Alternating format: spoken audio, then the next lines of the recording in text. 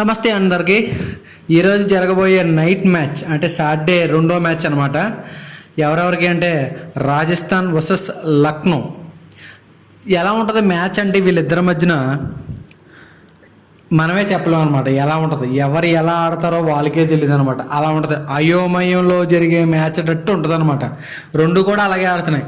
అంటే నెగ్గాల్సిన టైంలో ఓడిపోతున్నాయి, ఓడిపోవాల్సిన టైంలో నెగ్గుతున్నాయి. వీళ్ళు ఓడిపోతారేమో అనుకున్న టైంలో నెగ్గుతున్నారు అనమాట. సో ఈ రెండింటి మధ్యన అసలు స్ట్రెంగ్త్ ఏంటి, వీక్నెస్ ఏంటి, కీ ప్లేయర్స్ ఎవరో, అసలు ఎక్కడ జరుగుతుంది అని తెలుసుకుందాం. ఫస్ట్ రాజస్థాన్తో స్టార్ట్ చేద్దాం. రాజస్థాన్ రాయల్స్లో కీ ప్లేయర్స్ ఎవరంటే ఫస్ట్ యశస్వి జైస్వాల్, అలాగే రియాన్ పరాగ్, అలాగే Zophar Archer and Sandeep Sharma. వీళ్ళు బ్యాటింగ్, రాజస్థాన్ రాయల్స్ బ్యాటింగ్ ఎలా ఆడుతున్నారంటే అంటే మ్యాచ్ కొట్టే లెవెల్లో ఆడుతున్నారు ఫస్ట్ హాఫ్ మొత్తం, అంటే 1 to 10 hours. సెకండ్ హాఫ్ వచ్చేసరికి ఇప్పుడు 60 బాల్లో 70-80 రన్లు కొట్టాలంటే మ్యాచ్ ఓడిపోతున్నారు అనమాట. అంటే వీళ్ళు కావాలని ఓడిపోతున్నారో తెలియట్లేదు, లేకపోతే బ్యాటింగ్ వచ్చి రాక ఆడుతున్నారో లేదో కూడా తెలియదు. అంటే ఈ మధ్యలో ధ్రువ్ జురేల్, అలాగే సిమ్రాన్ హెట్మైర్, అలాగే రియాన్ పరాగ్ ఉన్నారు. కానీ అంటే ఏదో వెళుతూ, అంటే అందరూ కూడా సూపర్ బ్యాట్స్మెన్స్ అనమాట, మంచి బ్యాట్స్మెన్స్, మంచిగా హిట్ చేసే బ్యాట్స్మెన్స్. కానీ ఎందుకో ఆడలేకపోతున్నారు మిడిల్లో. సో స్టార్టింగ్లో యశస్వి జైస్వాల్ అంతా గుడ్ స్టార్ట్ ఇచ్చినా సరే మిడిల్ ఆర్డర్లో సరిగ్గా ఆడలేకపోతున్నారు. ఏం చెప్పలేకపోతున్నాను ఈ టీంకి అంటే, అంటే బౌలింగ్ ఉంది, బ్యాటింగ్ ఉంది, కానీ ఆడలేకపోతున్నారు. అంటే ఒళ్ళు నొప్పులు వచ్చి ఆడలేకపోతున్నారో, లేకపోతే తలకాయ నొప్పి వచ్చి ఆడలేకపోతున్నారో, నాకు ఎందుకురా బాబు ఐపీఎల్ అని ఆడలేకపోతున్నారో కూడా తెలియట్లేదు. నెక్స్ట్ లక్నోకి వద్దాం. లక్నోలో వచ్చేసి మనకి కీ ప్లేయర్స్ ఎవరంటే బ్యాటింగ్లో Mitchell Marsh, Nicholas Pooran. Fabulous batsmen అనమాట. అంటే వీళ్ళిద్దరు నిలబడితే 200 స్కోర్ కూడా వీళ్ళిద్దరిలో ఒకరు నిలబడిన కూడా ఎత్తారు. అంటే ఒకటి సగం కొట్టి ఒకటి సగం కొట్టాడు అనమాట. అలా ఆ టైప్లో అనమాట. అంటే మెంటలు వస్తే ఎలా ఆడతారో అలా ఆడతారు వీళ్ళు. అసలు ఆడకూడదు అనుకుంటే అసలు ఆడరు అనమాట. వీళ్ళు కూడా అంతే, ఎప్పుడు ఆడతారో ఎప్పుడు ఆడరో. ఈ రిషబ్ పంత్ని పాపం ఆ మేనేజ్మెంట్ హైయెస్ట్ ఎవర్ ఐపీఎల్ ఆక్షన్లో కొన్నది. మనోడేమో ట్రాన్స్లేటర్ కింద వాడుకుంటున్నారు అనమాట దిగ్వేష్కి. అలాగే మళ్ళీ బ్యాటింగ్ ఆడరా అంటే మనోడు 10 బాల్ డాట్లు ఆడడం, కొట్టడం అలా జరుగుతుంది. అంటే లాస్ట్ మ్యాచ్లో కూడా 50 కొట్టాడు, కానీ చాలా చాలా స్ట్రగుల్ అయ్యాడు అనమాట బ్యాటింగ్ ఆడడానికి. చాలా అంటే చాలా స్ట్రగుల్ అయ్యాడు చెన్నై మీద. వాళ్ళు కూడా ఇంకా ఎందుకులే అన్న ఆ టైప్లో కొట్టారనమాట. అంటే ఎలా అంటే ఆడదాంలే ఎందుకులే అన్నట్టు ఆడుతున్నారు వీళ్ళు కూడా. అంటే రెండు టీములకి కరెక్ట్గా సరిపోయింది అనమాట ఈరోజు మ్యాచ్లో. మరి ఎవరు నెగ్గుతారో ఎవరు నెగ్గరో తెలీదు. అసలు చెన్నై వాళ్ళు అసలు ఫామ్లో లేని చెన్నైని తీసుకొచ్చి ఫామ్లోకి తీసుకురావడం, ఫాస్ట్గా వికెట్లు అయిపోవడం, మన పంతర్ని ఏమో 26 కోట్లు పెట్టి కొంటే 27 రన్స్ కూడా సరిగ్గా కొట్టకపోవడం. అసలు పంత్ వస్తున్నాడంటే ఒక రేంజ్లో ఆడేవాడు అనమాట. అంటే పంత్ ఏం చేస్తున్నాడంటే తన ఆగిపోయి మిగిలిన అబ్దుల్ షమాద్ని, డేవిడ్ మిల్లర్ని ఎక్కడో లాస్ట్లో దింపుతున్నాడు. ముందు అబ్దుల్ షమాద్ని, ఆయుష్ బౌదర్ని వాళ్ళు దింపుతున్నాడు లాస్ట్ 3 or 4 hours ఉన్నా సరే.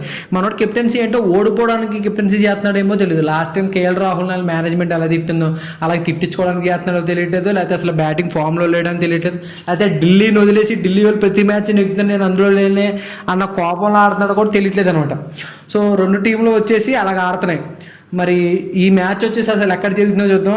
ఆ మ్యాచ్ వచ్చేసి జైపూర్లో జరుగుతుంది అనమాట, రాజస్థాన్లో పిచ్ వచ్చేసి చాలా స్లోగా ఉంటుంది. సో ఇక్కడ పిచ్లో టాస్ నెగ్గిన వాళ్ళు బ్యాటింగ్ ఫస్ట్ తీసుకుని బ్యాటింగ్ ఫస్ట్ ఆడిన తర్వాత సెకండ్ ఇన్నింగ్స్లో పిచ్ స్లోగా అయ్యి టర్న్ అవుతూ ఉంటుంది. అలాగే బౌలర్కి బ్యాట్స్మెన్కి ఇద్దరికి అడ్వాంటేజే, కానీ బౌలర్కి ఒక్కొక్కసారి అడ్వాంటేజ్గా జరిగినప్పుడు వికెట్లు ఫాస్ట్గా పడిపోతూ ఉంటాయి, చేసింగ్ కొద్దిగా కష్టంగా ఉండదు అన్నమాట. సో టాస్ నెగ్గిన వాళ్ళు మ్యాక్సిమం బ్యాటింగ్ ఫస్ట్ తీసుకోవడానికి ట్రై చేస్తారు.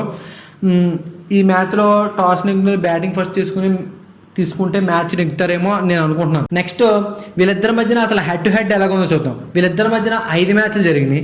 5 మ్యాచ్లో రాజస్థాన్ 4 కొట్టింది, లక్నో 1 మ్యాచే కొట్టింది అనమాట. చాలా హై రేంజ్లో రాజస్థాన్ వాళ్ళు 4 మ్యాచ్లతో ఉన్నారనమాట. సో కాకపోతే లాస్ట్ మ్యాచ్ అసలు నెగ్గాల్సిన మ్యాచ్ 1 వికెట్ పడి మ్యాక్సిమం 90 రన్లు 10 ఓవర్లు 90 రన్లు కొట్టి తర్వాత 80 రన్లు కొట్టకపోవడం ఏంటో అర్థం అవ్వట్లేదు లాస్ట్ మ్యాచ్లో. అలాగే లక్నో వాళ్ళు కూడా చెన్నైని అసలు ఫామ్లో లేని చెన్నైని ఎవరెవరో కుర్రోళ్ళని తీసుకొచ్చి, ధోని కుర్రోళ్ళని తీసుకొచ్చి వికెట్లు తీయించడం, వీళ్ళని పెద్ద పెద్ద ఫామ్లో ఉన్న బ్యాట్స్మెన్లు వికెట్లు తీసేసి వాళ్ళ మీద కొట్టడం ఏంటో తెలియట్లేదు. సో టాస్ నెగ్గినా నెగ్గకపోయినా మొత్తం అంతా కూడా వీళ్ళ టీంల మీద డిపెండ్ అయి ఉంటుంది. టాస్ చేసి నెగ్గినా ఫస్ట్ బ్యాటింగ్ తీసుకున్నా వీళ్ళు నెగ్గాలని ఇంటెన్షన్తో ఆడితేనే నెగ్గలరు అనమాట. రెండు టీంలు కూడా రెండు అలాగే ఉన్నాయి. సో చిన్న ఎడ్జ్ ఎవరికైనా ఉందా అంటే లక్నోకి ఉందనమాట. ఎందుకంటే మిడిల్ ఆర్డర్ కానీ టాప్ ఆర్డర్ కానీ ఫ్యాబ్లెస్ మక్కరం కానీ మిచెల్ మార్ష్ కానీ నికోలస్ పూరన్ కానీ అలాగే మధ్యలో డేవిడ్ మిల్లర్. మనం బౌలింగ్ విషయంలో చెప్పుకోలేదు కదా. బౌలింగ్ వచ్చేసి లక్నోకి బౌలింగ్ వచ్చేసి దిగ్వేష్ అలాగే ఆవిష్ ఖాన్. ఎలాగంటే వీళ్ళకి కొద్దిగా ఎడ్జ్ అయితే ఉందన్నమాట లక్నో వాళ్ళకి. నెక్స్ట్ ఏంటంటే ఈ రాజస్థాన్లో ఎలాగ ఆడతారంటే జైస్వాల్ పైన సంజు శాంసన్ కింద రియాన్ పరాగ్ వీళ్ళు ముగ్గురు ఆడితేనే మ్యాచ్ నెక్కుతారు. మిడిల్ ఆర్డర్ మీద మనం అసలు హోప్స్ పెట్టుకోకూడదు. ఎందుకంటే వాళ్ళు ఎప్పుడు ఆడతారా ఎప్పుడు ఆడరా అన్నది మనకు తెలియదు అనమాట. సో ఇది మ్యాచ్ ప్రిడిక్షన్. అయితే మనం ఊహించలేని మ్యాచ్ ఏమన్నా జరగచ్చేమో ఈరోజు. సో నేనైతే లక్నో 1 or 2% దీనికన్నా రాజస్థాన్ కన్నా లక్నో నెగ్గుతుందేమో అని అనుకుంటున్నాను. సో మీరేమనుకుంటారో కామెంట్ బాక్స్లో మెన్షన్ చేయండి. నెక్స్ట్ మంచి ప్రిడిక్షన్తో మళ్ళీ మీ ముందుకు వస్తాను. సో అంతవరకు don't forget to like, share and subscribe. సరే మరి ఉంటాను. Bye bye.